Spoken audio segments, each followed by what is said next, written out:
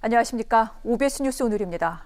이낙연 더불어민주당 대표가 새해 첫날에 꺼내든 박근혜, 이명박 전 대통령의 사면론에 정치권이 술렁이고 있습니다. 당내 반발이 거세자 민주당, 당사자의 반성이 더 중요하다, 국민 의견 더 수렴하겠다 이렇게 결론을 냈습니다만 국민의힘, 반성이라는 전제 조건이 붙는 것을 강하게 비판하고 나섰습니다. 하지만 이쪽도 속내는 복잡합니다. 새해 벽도, 전국의 쟁점으로 떠오른 사면론, 그 후폭풍을 자세히 짚어보겠습니다.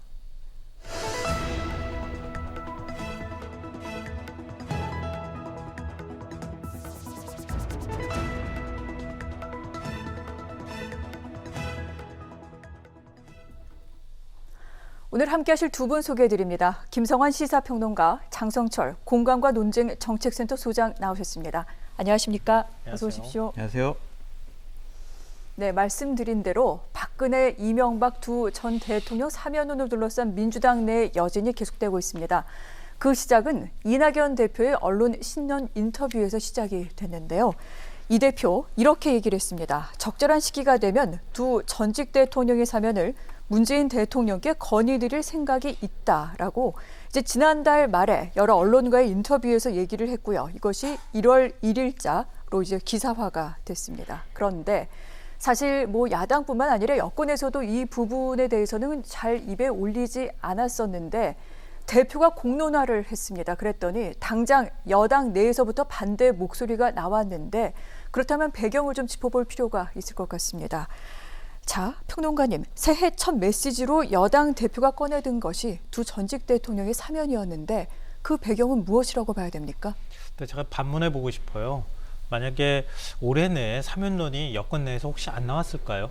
그러니까 대선 직전인 상황이 되기 때문에 네. 야권 주자든 여권 주자든 대선 주자들이 아마 사면 얘기를 꺼냈을 개연성이 매우 높습니다. 그걸 이낙연 대표가 먼저 꺼냈다. 이게 차이라는 생각이 들고요. 또 하나는 야당 정치인이 만약에 사면론을 꺼냈다고 하면 이렇게 파장이 커지진 않았을 겁니다. 네. 여당 당대표가 꺼냈고 또 여당 차기 대권 주자가 꺼냈기 때문에 이 정도 파괴력이 있고 이렇게 판을 흔들었다고 하는 얘기가 나올 정도로 위력 있는 발언도 우리가 받아들이는 거거든요. 그러니까 이낙연 대표 입장에서는 굉장히 장거리 달리기를 하고 있을 거예요. 왜냐하면 실제 여당 대선 주자가 되고 실제 네. 대선에서 승리하는 데까지 상당한 기간이 아직은 있거든요. 그럼 그 기간 동안에 단거리 싸움에서는 당내 반발이나 이런 것들 때문에 상당히 손해 볼 수는 있겠지만 장거리 싸움에서 과연 손해 봤다고 얘기할 수 있겠는가? 우리가 앞으로 어떤 일이 벌어질지는 아무도 예측할 수는 없겠지만 장거리 싸움에 있어서 지금처럼 이렇게 손실을 보지는 않을 가능성도 있다. 네. 그런 부분까지도 저는 바라봤을 거라고 생각합니다. 그러니까 그런 여러 가지 현실적으로 극복해야 될 문제는 있기는 하지만 이낙연 대표가 국민통합이라고 하는 당위성이나 명분을 상당 기간 동안 쥐고 갈 가능성은 높다고 생각이 됩니다. 그렇군요. 일단 지금 당장 당의 반발이라던가 여론에 있어서 비판을 받을 여지는 있을 수 있으나 장기적인 안목으로서 국민 통합이라는 그런 리더십을 보여준 측면, 이 부분에 있어서는 길게 가져갈 수 있기 때문에 그 배경을 읽을 수 있다라고 말씀을 하셨는데, 그런데 또 일각에서는 이 부분에 대해서 궁금하다는 얘기가 많이 나옵니다. 과연 이 사면권은 대통령만이 갖고 있는데 그렇다면 이낙연 대표, 여당 대표가 문재인 대통령과 이 부분은 사전에 교감한 것이 아닌가, 그런 얘기도 있습니다. 물론 청와대와 또 이낙연 대표의 근방에 있는 사람들 쪽에서는 교감한 거 없다라고 얘기했습니다만 다들 아시죠? 이낙연 대표 스타일은 엄중하고 진지하고 혼자서 무언가를 하는 그런 스타일이 아니기도 합니다. 소장님, 이 부분 어떻게 보십니까? 말도 안 되는 거짓말을 하고 있다라고 말씀드리고 싶습니다. 그동안 사면 문제가 나왔을 때 여권 인사들은 뭐라고 그랬냐면 대통령의 고유 권한이다 하면서 한 발 빼는 모습을 보였어요. 근데 이러한 중대한 문제를 대통령과 교감 없이 얘기했다? 정치인들이 하는 새빨간 거짓말이다라고 생각하시면 됩니다. 정황상 우리 한번 살펴볼게요. 이낙연 대표가 문재인 대통령을 알려진 것만으로 봤을 때 12월 달에 2번 독대를 했습니다. 네. 19일 날 독대를 한 번 했고 26일 날 독대를 했어요. 그때에 이 사면 논의가 있었을 것이다 라고 추측을 하는 거죠, 우리가. 근데 이낙연 대표는 교감은 없었다 라고 얘기를 하는 거고, 청와대 측에서는 대통령 경청만 했다 라고 일부 언론에서 그렇게 보도를 했어요. 그리고 오늘 네. 이낙연 대표의 정무실장이 뭐라고 그랬냐면 구체적인 사면 건의는 없었다라고 공식적으로 얘기했습니다. 우리는 구체적이라는 단어에 분명히 좀 집중을 해야 돼요. 구체적이지 않게 그냥 전직 대통령들 14일 날 박근혜 대통령 대법원 확정 판결 나면 사면을 좀 고려해봐야 되지 않겠습니까? 라고 그냥 구체적이지 않게 상했을 수도 있다라고 우리가 정치인들의 말에서 읽어볼 수가 있는데, 저는 이 부분과 관련해서는 기본적으로 이낙연 대표가 지지율 하락하기 때문에 정치적인 조급증에 의해서 미리 선수치고 나왔다라고 말씀드립니다. 그렇군요.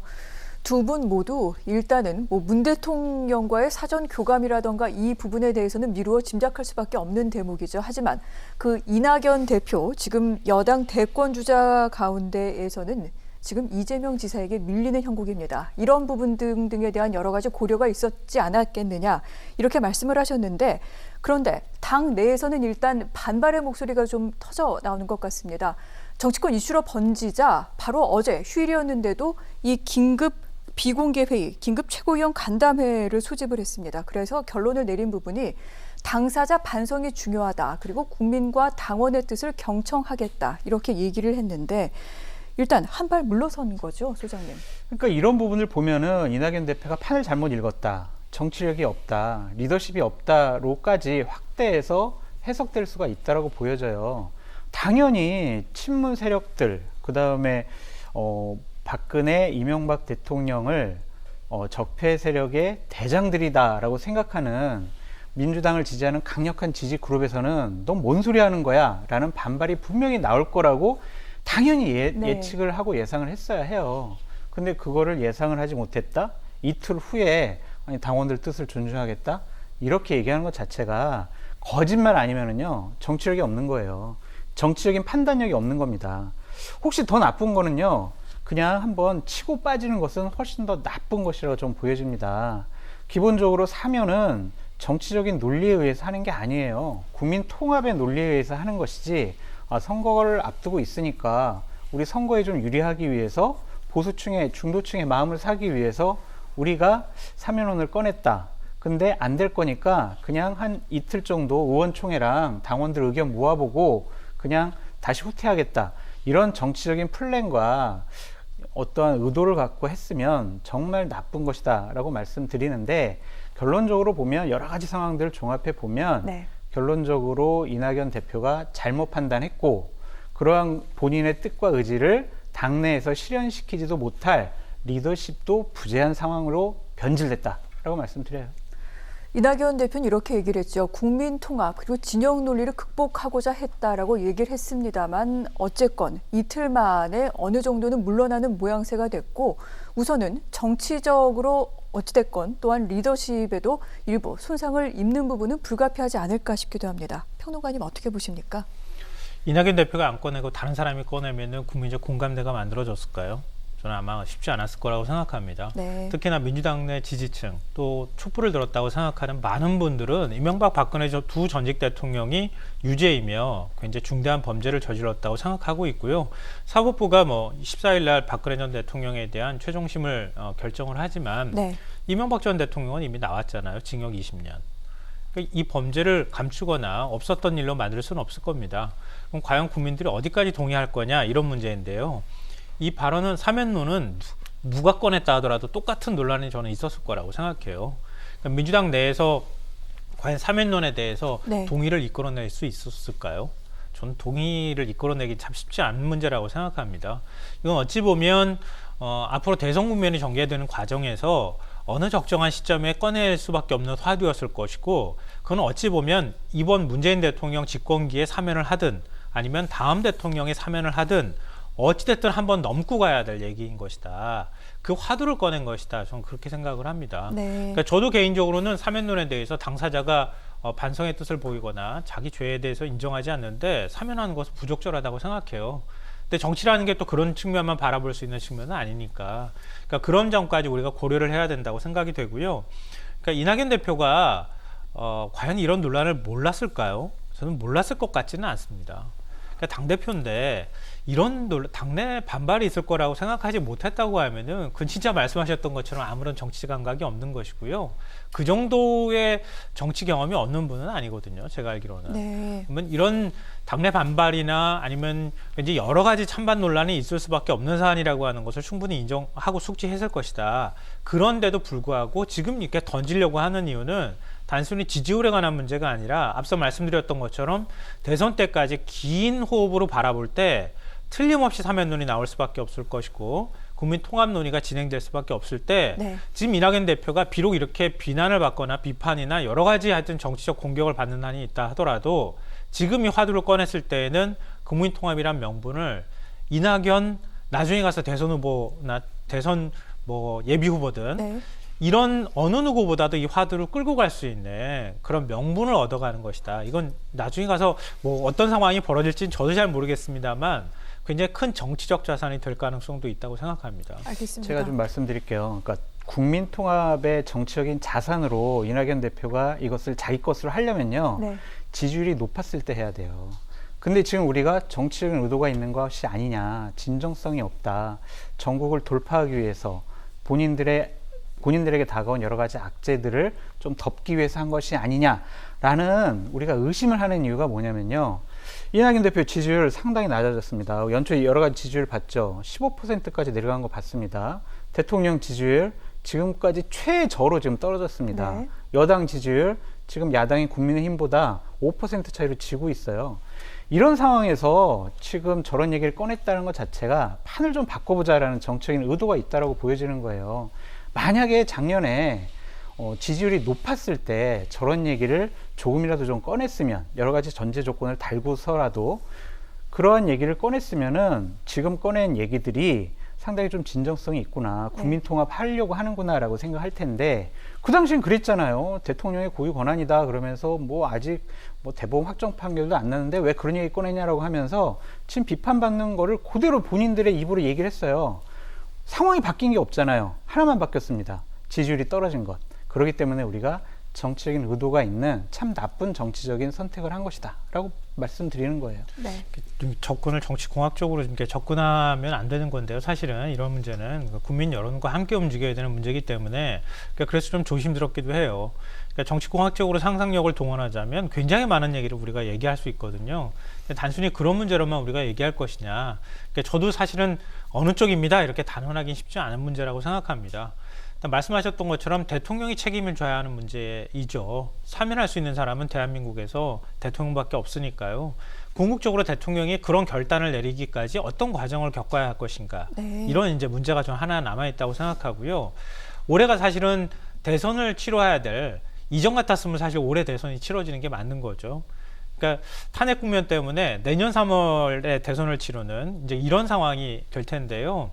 그러니까 올해가 어찌 보면 문재인 정부의 마지막 임기 해인 겁니다. 실질적으로 보면 이런 마지막 임기 해에 여권의 강력한 대선 주자가 대통령하고의 차별화를 어떻게 해나갈 것이냐 이런 문제가 남아있는 거예요. 그동안에도 차별화를 해왔기 때문에 그러니까 문 대통령하고 차별화를 하면서 문 대통령하고 어느 정도 서로 교감을 해나가느냐 이런 문제가 지금 남아있는 거라고 보는데요. 책임은 궁극적으로 대통령이 지는 것이지만 정치적 명분을 만들어가는 것은 대선 주자가 해야 될 몫이다. 그러니까 그런 면에서 이낙연 대표는 정치적 명분을 만들어가는 작업을 하고 있는 것이다라고 생각이 됩니다. 네, 그렇다면 지금 이 상황에서 여권의 또 다른 대선 주자죠. 이재명 경기지사는 어떠한 입장인지 아마 궁금하실 텐데 이런 얘기를 했습니다. 본인까지 입장을 밝히는 것은 사명권을 지닌 대통령께 부담을 드리는 것이라 생각한다. 그렇기 때문에 자신이 말씀드리지 않는 것을 양해해달라라는 말을 남겼는데 아시겠지만 이재명 지사는 상당히 거침없이 말하는 스타일입니다. 하지만 여기에 대해서는 지금 말을 아끼고 있습니다만 하지만 또 여기에 숨은 뜻이 많다. 이런 해석까지 나오는데 두 분께서는 어떻게 보시는지 궁금합니다. 평론가님, 이 대통령에게 부담을 드리는 것 여기에 많은 좀 의중이 숨어 있는 게 아닐까요? 네, 좀 그렇게 생각합니다. 이재명 지사는 역시 정치적 감각이 굉장히 좀 뛰어난 정치인이다. 뭐 이런 생각을 하게 되는데요. 이재명 지사가 당내 지지 기반이 좀 취약한 편이기도 하고요. 이른바 뭐 정치권 일각에서는 친문 후보를 별도로 또 내세운다고 하는 얘기까지 나옵니다. 그러니까 이낙연 대표가 지금 사면론을 꺼내든 상황에서 이낙연 대표에 대한 뭐 당내 반발이나 이런 것들이 나오고 있다는 거죠. 그러니까 그런 반발을 하는 층, 적극적인 지지층을 자기 지지층으로 끌어안는 모양새를 취하는 것은 뭐 경쟁자라고 하는 측면에서는 충분히 취할 수 있는 전략이다. 그리고 과거에 이재명 지사가 어떤 이슈를 돌파해 나가는 그런 모습들을 보여줬던 거하고 달리 굉장히 신중한 모습을 취했었던 데에는 그런 점까지 저는 고려했을 거라고 보고요. 다만 이제 굉장히 흥미로운 얘기를 했는데요. 촛불 민심을 얘기했고요. 그 다음에 중단 없는 개혁을 얘기했습니다. 네. 그러니까 이재명 지사의 트레이드 마크라고 할 수 있는 뭐 우리가 예전에 그 탄핵 국면에서 사이다라고도 얘기해왔잖아요. 그러니까 어떤 문제에 있어서 탄핵 촛불 민심을 안고 갈 사람은 나고 중단 없는 개혁을 돌파력 있게 계속 추진해 갈 사람은 나다. 이건 사실 어찌 보면 여권 지지층에서 나올 만한 얘기거든요. 그러니까 여권에서 핵심적인 지지층한테 소구하는 그런 전략을 선택했다라고 저는 생각합니다. 그렇군요. 이재명 지사, 새해 벽도 여러 언론사 여론조사가 있었습니다만 여권에서는 지금 이낙연 대표보다 대선 주자 선호도에서 앞서는 상황입니다. 그러다 보니 지금 이 부분 여론의 추이를 보고 있는 것이 아니냐 이런 해석이 나오는데 소장님 어떻게 읽으셨습니까? 옳으신 지적입니다. 결론적으로 보면 눈치 보는 것이 아니냐라는 생각이 듭니다. 그리고 1등 여론조사 1등 나오는 분의 몸조심이다라고 생각이 듭니다. 이재명 지사요, 이낙연 당대표의 전철을 지금 따라가고 있어요. 아주 나쁜 전철입니다. 이낙연 대표요, 생각해보세요. 4월 달에 총선 끝나고요, 지지율이 40% 넘는 압도적인 1등을 했어요. 그러면서 계속 지지율이 하락을 했죠. 왜 하락을 했냐? 민심을 보지 않고 당심을 봐서 그래요. 나는 당내 경선에서 이기면은 다음번에 대통령이 될 가능성이 높다. 그렇기 때문에 친문 세력, 그 다음에 문재인 대통령을 강력하게 지지하는 지지자들의 마음을 사기 위해서 그분들에게 맞는 여러 가지 정책과 결정을 했거든요. 그러면서 지지율이 떨어졌습니다. 지금 15%까지 떨어진 상황인데 이재명 지사 연초에 계속 1등 나왔어요. 상당히 10% 차 이상으로 1등 나오는 지지율 여론조사가 많이 나오는데 이제 내가 이 상태로 가면 친문 세력과 지지자들의 지지를 얻어서 내가 민주당의 대선 후보가 될 것 같다라고 몸조심에 들어간 것 같아요. 이러면은요, 정치 지도자 미래가 없습니다. 항상 제가 나와서 몇 번 말씀드렸는데 당심은요, 민심을 못 이겨요. 여러 가지 중요한 포인트에서 이낙연 대표가 실수하지 않고 민심에 따르는 여러 가지 결정을 했으면 지금처럼 왜소화된 지지율을 얻지 않았을 겁니다. 만약에 이재명 지사가 대통령께 부담드리기 싫어요. 저까지 입장 안 밝힐래요 라고 하는 것보다 대통령께서 국민통합 차원에서 좀 긍정적으로 판단해 주셨으면 좋겠습니다. 그게 우리나라가 진영으로 갈리지 않는 하나된 대한민국 만들기 위한 첫걸음이라고 생각을 합니다. 라고 원론적인 얘기만 했어도 얼마나 좋았을까라는 생각이 드는데 이 부분 이재명 지사의 비겁한 모습을 본 것 같아서 상당히 좀 안타깝습니다. 장 소장께서 말씀하시는 것은 사실은 찬성의 어떤 그 탄핵이 아니고요. 이 사면에 찬성하는 듯한 그런 좀 뉘앙스를 비춰야 됐던 게 아니냐라는 말씀이신 것 같은데 거기에 대해서는 찬반론이 분명히 존재하고 있고 이재명 지사의 속내는 좀 다른 쪽인 것 같습니다만 명확하게 드러내지 않는 부분에 대해서는 좀 비판적인 말씀을 하신 것 같습니다. 그렇다면 이번엔 국민의힘 이야기를 좀 해보려고 합니다. 사실은 민주당 지도부가 한 발 물러섰죠. 반성이 우선이다라고 얘기를 했는데 여기에 대해서는 비판의 목소리를 높였습니다만 이 안에서는 나름 속내가 복잡합니다. 친이, 친박 어떤 그 계파들의 목소리가 높아질 수 있다라는 부분에 대한 우려도 있고요. 중도층 민심을 안아야 되는데 여기 사면에 대해서 목소리를 높이면 여기에 대한 반발을 살 수 있다. 여러 가지 좀 고려하는 상황이 아닐까 싶기도 한데 소장님 어떻게 보십니까? 근데 기본적으로 국민의힘은요, 지금 친이 친박 계파로 나눠서 생각할 필요가 없어요. 네. 그냥 다음번 서울시장, 다음번 대선에서 우리가 이기려면 이거에 대해서 어떤 입장을 취하는 것이 좋은가라는 정치적인 판단만 있을 뿐이지 계파의 이익에 부합하는 그런 결정을 할 만한 여러 가지 친이 세력, 친박 세력이 없다라는 걸 먼저 말씀드리고요. 언급을 안 하는 게 적당하죠. 왜냐하면은 김종인 대표 얘기했잖아요. 대통령의 고유 권한이다. 대통령께서 여러 가지 잘 판단해서 결정할 것이다 라는 건데 기본적으로 저는 계속 말씀드리지만 저는 보수 우파 쪽의 입장에 있는 사람인데 다 가지셨잖아요. 이 정권, 문재인 정권. 의회 의석도 갖고 대통령도 하시고 입법부, 사법부, 행정부 다 장악하셨잖아요. 좀 넉넉한 마음으로 좀 너그럽게 용서해 주셨으면 좋겠다라는 생각이 들고요. 기본적으로 반성해야 사면해 줄 거야. 이거는 너무 좀 가혹한 것 같아요. 그냥 사면해 주고 나서 그 사면의 혜택을 받은 전직 대통령들이 진솔한 반성과 사과를 해야 되는 거는 맞지만 괜히 막 반성했다가 사면 안 해주면 어떡할 겁니까? 그렇게 정치적인 꼼수와 정치적인 이해관계 때문에 사면해준다라는 증거가 될 수밖에 없어요. 그러니까 그냥 화끈하게 너그럽게 사면해 주시고 당사자들의 반성은 그 후에 몫으로 남겨둬라. 근데 하지만 사과와 용서를 받는 것은 꼭 하셔야 된다라고 말씀드립니다. 자, 그렇다면 방금 이 부분은 소장님의 의견입니다만 국민의힘 측에서는 사실 이번 사면론이 불거진 부분, 이낙연 대표의 인터뷰에서 시작이 됐습니다만 결국은 문재인 대통령을 정조준하고 있습니다. 특히 김종인 비대위원장, 대통령이 무책임하고 침묵을 시키고 있다. 이런 부분에 대해 목소리를 높였는데 이 부분은 어떻게 보십니까? 평론가님. 네, 방금 전에 말씀하셨던 거에 대해서 잠깐 좀 말씀을 드려야 되겠는데요. 문재인 정부가 입법, 사법, 행정부를 다 장악한 건 아니죠. 그렇지 않습니까? 사법부를 장악했으면은 얼마 전에 윤석열 검찰총장과 관련돼 있는 사법부 판단이 그렇게 나왔겠습니까? 그렇지 않을까요? 그러니까 법원에서 판단할 때 사실 문재인 정부가 굉장히 큰 타격을 입은 것도 사실이잖아요. 과거에 정권이 입법, 사법, 행정을 다 장악했다 이런 얘기들이 없었던 건 아니나 그렇게 다 장악했다고 표현하기엔 좀 문제가 있다고 보고요. 그리고 민심이 굉장히 중요하다고 앞서 강조하셨잖아요. 이재명 지사, 그다음에 이낙연 대표 얘기할 때 당심이 중요한 게 아니라 민심이 중요하다 이렇게 비판하셨는데 저는 민심을 여론조사 기관에서 아마 조사하면 결과를 우리가 좀 객관적으로 보면 알겠지만 민심은 사면 반대론 쪽에 더 무게가 실려 있을 거라고 생각해요. 그러니까 민심은 사실 거기에 있는 거죠. 근데 정치적 결단을 어떻게 하느냐에 관한 문제라고 저는 생각해요. 그러니까 정치적 결단을 할 때 민심을 안 살피는 건 말이 안 되는 거고요. 그러니까 그 정치적 결단의 어떤 정당성, 명분, 또 우리 사회가 앞으로 어딘가 지향해 나가야 한다고 하는 과거지향적인 것이 아니라 미래지향적인 모습을 어떻게 보여줄 것인가 이런 부분이라고 보거든요. 그렇기 때문에 그런 문제를 꺼내기가 참 버겁고 쉽지가 않은 문제라는 겁니다. 그러니까 누가 꺼내더라도 똑같은 논란이 있을 수밖에 없는 사안이라고 생각이 되고요. 그러니까 어찌 보면 당사자들이라고 하는 사람들이 그러니까 지금 조건을 걸었다고 반발하시는데 민심은 그런 조건을 걸고 있는 거예요. 근데 당사자들은 통 크게 하지 뭘 그걸 째째하고 구차하게 그렇게 얘기하냐 이렇게 얘기하는 게 오히려 민심을 살피지 않는 거라고 저는 생각해요. 그러니까 만약에 대통령이 사면권을 행사한다고 하면 문재인 대통령이 공약으로도 얘기했잖아요. 사면권 남용하지 않겠다.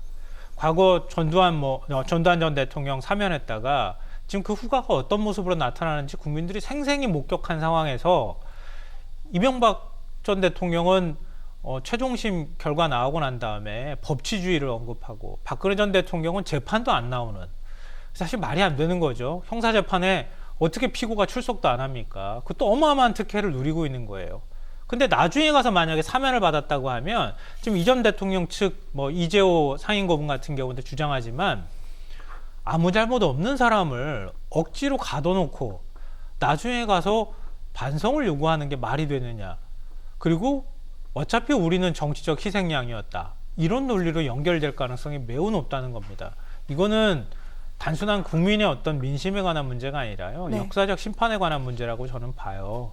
그러니까 사면론을 얘기할 때 여권도 굉장히 신중을 기하면서 어떻게 명분을 만드는가도 중요하지만 국민의힘 쪽에서도 그런 부분까지 좀 고려를 해가면서 뭔가의 주장을 해야 할 필요가 있다고 저는 생각합니다. 짧게 좀 말씀드리면요. 만약에 사면했는데도 그분들이 반성하지 않고 지금처럼 오만하고 교만한 모습 보인다든지 내가 뭐 잘못했어라고 판단하시면은요.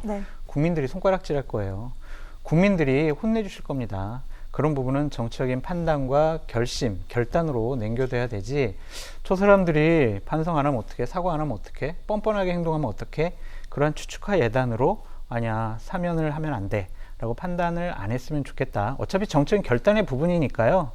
나머지의 그 몫은 그분들 몫으로 남겨둬야 한다. 국민들이 가만히 있지 않을 거다라고 말씀드립니다. 이제 사면의 공은 사실은 문재인 대통령에게 넘어갔습니다. 어떤 결론을 내릴지가 궁금한데 한 번만 다시 한번 짚어드리면 이명박 전 대통령은 개인 비리로 인해서 징역 17년형이 확정이 됐고요. 박근혜 전 대통령은 일단 총선 개입에 관련돼서는 징역 2년이 확정이 됐고 지금 뇌물과 또 직권남용과 관련해 징역 20년 또 징역 5년형이 파기환송심에서 선고가 내려졌고 재상고를 지금 남겨두고 있는 상태입니다. 이런 가운데 오는 14일에 이제 박근혜 전 대통령의 대법원 재상고심에 대한 선고가 나오게 되는데 아마 문재인 대통령의 신년 기자 간담회에도 이 즈음에 있지 않을까 싶습니다. 그렇다면 입장이 나오지 않을까 싶기도 한데 평론가님, 이 부분 어떻게 보십니까? 문 대통령이 신년 기자간담회 하더라도 명시적인 어떤 입장을 밝힐 거라고 생각하지는 않습니다. 네. 그러니까 저는 이낙연 대표의 얘기 톤하고 크게 다르지는 않을 것 같아요. 그러니까 적절한 어느 시점 국민 통합 뭐 여러 가지 조건이라는 게 필요한 거잖아요. 우리가 지금 얘기를 하고 있지만 이게 그렇게 단순한 문제가 아니라는 건 아마 시청자분들도 아시리라고 생각되고요. 그러니까 문재인 대통령 입장에서 이 문제를 결단하는 데 있어서는 네. 국민적 공감대 이런 부분 굉장히 중요할 거고요. 야권하고 여권의 정치권의 공감대도 굉장히 중요할 거라고 생각합니다. 그러니까 이걸 자꾸 정치공학적으로 접근하다 보면 뭐 그런 거 있잖아요. 항상 정치는 그렇게 얘기를 하지만 내년 대선을 위해서 사면을 하는 거 아닙니까? 라고 얘기하는 것부터 시작해가지고 각 정치인이 사면론 주장하는 사람의 그 사람의 어떤 정책 계산까지 얘기하기 시작하면 사면하지 말아야죠. 사면 못하는 거거든요. 근데 정치적으로 굉장히 끊임없이 논쟁을 만듭니다. 예를 들면 사면론 대통령이 당연히 해야 되는 몫이죠. 몫인데 대통령을 끊임없이 압박해 들어갑니다. 대통령이 결정해야지. 그러면서 자신들이 해야 될 역할은 안 해요. 그렇잖아요. 그러니까 야권 입장에서는 네. 대통령이 가지고 있는 궁극적으로 권한이기 때문에 우리는 할 말이 없어. 이렇게 얘기하지만 제가 역으로 생각할 때 만약에 이낙연 대표가 지금 사면론 꺼내지 않았으면요. 지난달 15일 날 그때 두 전직 대통령 과거에 대해서 김종인 비대위원장이 네. 사과했잖아요. 그리고 보궐선거 앞두고 난 다음에 어느 시점에선가 다시 사면론 전 나왔을 거라고 생각해요. 국민의힘에서 이제는 사면해 줘야 되는 것 아닙니까? 이게 국민의 마음 아닙니까? 중도층을 움직이기 위한 전략으로라도 그 얘기를 전 틀림없이 꺼냈을 거라고 생각해요. 그러니까 정치적 이해관계나 정치적 득실로만 이 문제를 판단하지는 않았으면 좋겠다. 근데 해석은 계속 할 것이다. 네, 다만 국민들께서 그 어떤 정치인들의 그 목소리에 귀를 기울이고 그 정치인의 지지율이나 이런 것들로 실제로 객관적으로 뭔가 증명될 수 있는 지표로 자꾸 나오기 시작하는 어느 무렵쯤에는 사면론에 대한 어떤 공감대나 이런 것들의 결단을 대통령이 하는 데 있어서 부담이 좀 줄어들 때가 오지 않을까 생각은 합니다. 김종인 비대위원장이 두 전직 대통령의 과오에 대해서는 사과했습니다만 그렇다면 평론가님 말씀대로라면 야권에서도 어떤 그 국민들의 마음을 얻기 위해 좀 더 노력할 지점이 있다라고 얘기하신 건데 소장님 맞습니까? 그럼요. 당연하죠. 어쨌든 자신들이 배출한 당에 그 대통령들이 여러 가지 불미스러운 일들 때문에 구속당하고 사법적인 판단을 받는 거잖아요. 당연히 국민의힘에서 책임져야 되고 입장 표명해야 될 부분이 있다고 보여집니다. 계속 이 부분은 국민의힘의 짐으로 남을 수밖에 없지만 저는 김성환 평론가님과 다른 의견이 뭐냐면 국민의힘에서 먼저 사면을 요구하지는 않을 것 같아요. 그것은 정치적으로 상당히 부담감이 있고 야권의 분열을 불러일으킬 수 있기 때문에 이 부분은 여권에서 결정을 하면 거기에 그냥 따르는 형태로 가지 않을까라는 생각이 듭니다. 어쨌든 국민의힘 같은 경우에는 지속적으로 전직 대통령들이 여러 가지 잘못하고 일탈행위한 부분에 대해서는 저번 한 번뿐만이 아니라 지속적으로 사과하고 반성하는 모습을 보여야 다음번 선거에서 이길 수 있는 확률이 높아진다라고 말씀드립니다. 알겠습니다. 결국 두 전직 대통령의 사면, 여권과 대통령에게 달려있는 문제임을 다시 한번 좀 확인하는 그런 순서였던 것 같습니다. 두 분과는 말씀 여기서 마무리하겠습니다. 고맙습니다.